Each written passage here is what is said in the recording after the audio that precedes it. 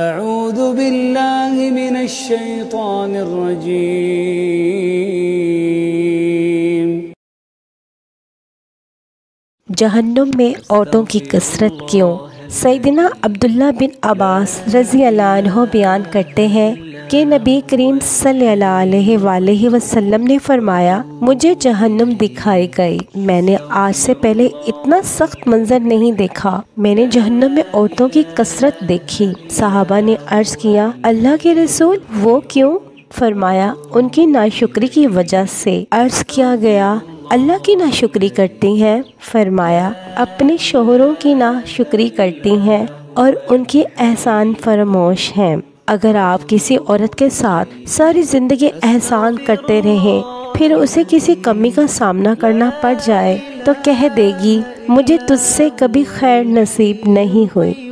صحیح بخاری حدیث نمبر 1052، صحیح مسلم حدیث نمبر 907۔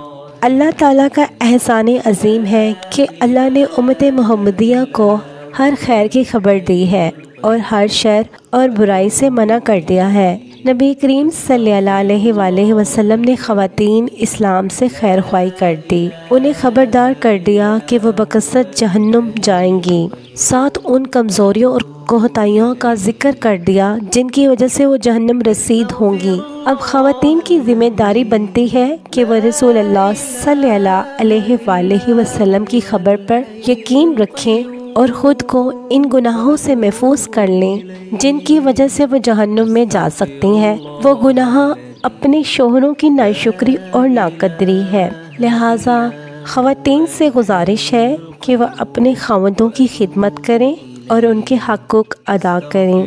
یہ اللہ تعالیٰ کا حکم ہے، اسے برادری کا بوجھ سمجھ کر ادا نہ کریں بلکہ رب تعالیٰ کا حکم سمجھ کر ادا کریں۔